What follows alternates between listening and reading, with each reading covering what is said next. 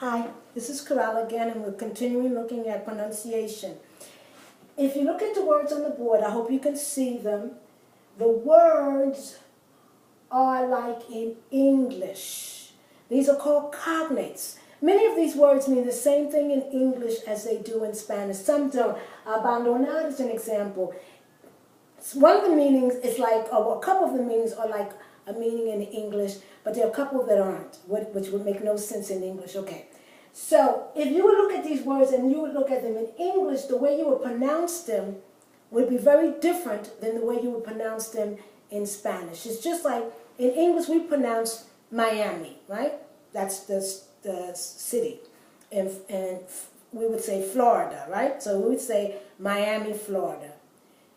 In Spanish, you would basically write the same thing, but you wouldn't pronounce the same thing. It wouldn't be pronounced the same at all. So Miami would be pronounced Miami. The I would be pronounced like the E, because that's the sound of the I in Spanish, right? And the O in Florida would be pronounced Florida, not Florida. Okay. So this is the same thing. Let me see. You have the word that looks like abandon and adapt and effective and elegant and emancipate and either. We would say either. Imitate or imiter. I don't know how you pronounce that in English. You would see isla and occasional and occupy and organize and ultimo and university. That's what these words look like. So when you see them in Spanish, you're basically going to try to pronounce them. Initially, you're going to try to pronounce them as they're pronounced in English, which would be incorrect. Because in Spanish, A, E, O, U is consistent. Okay, 95% of the time. But especially with the vowel A, and especially with the vowel O, it's consistent. The U, the U can be crazy. The E, which is the I in English, and the E and the U, depending on what you're doing, and especially if you're talking about accents or not, it can be different. But there are rules to that. And because there are rules, you have something to hang on to. So I'm going to pronounce these same words as they would be pronounced in Spanish, not in English. Abandonar, adaptar, efectivo, elegante. I want to go back to efectivo. You'll notice that I pronounce the B, chica, or V for Spanish speakers who do pronounce the V. I pronounce it as if it were a B, the B grande. So, efectivo, elegante. In Spanish, you pronounce the final E, because in Spanish, you pronounce all the letters, except for the H.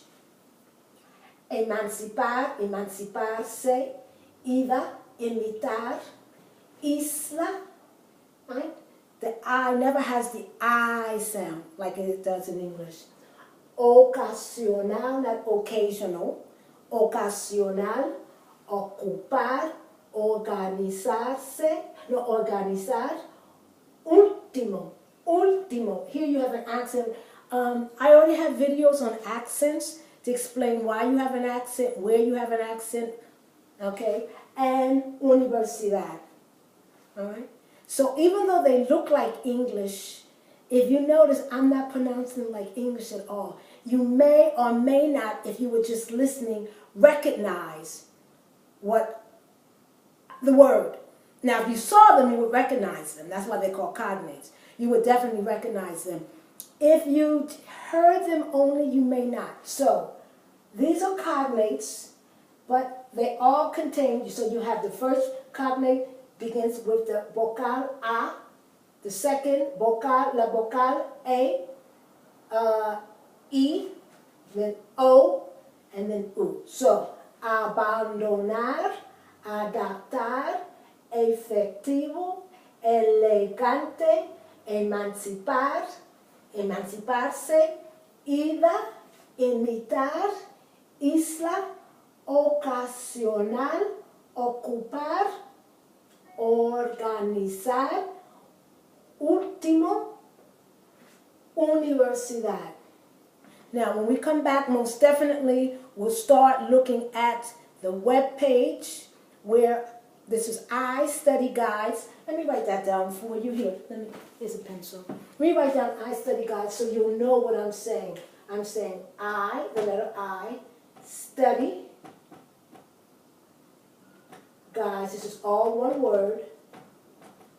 .com.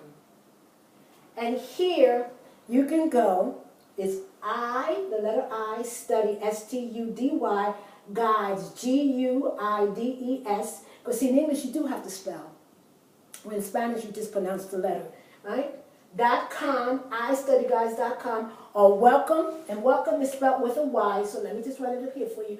WYLCOME.com, and you will find all these words and all these letters, and all these words which contain letters that we're going to pronounce, the vowels in Spanish, which can be difficult for an English speaker who's used to changing.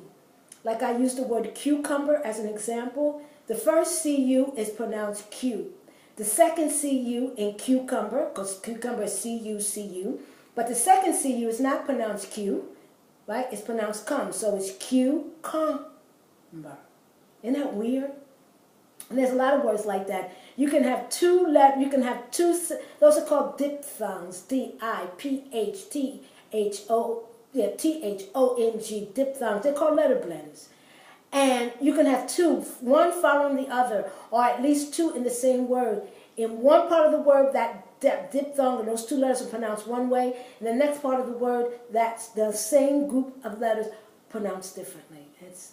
English to me is the problem, not Spanish, because in English you have to learn how to memorize so much. In Spanish, what you have to learn how to be is consistent. So when I come back, we're going to look at the letter A. But remember, A, E, I, O, U, A, E, I, O, U, A, E, I, O, U.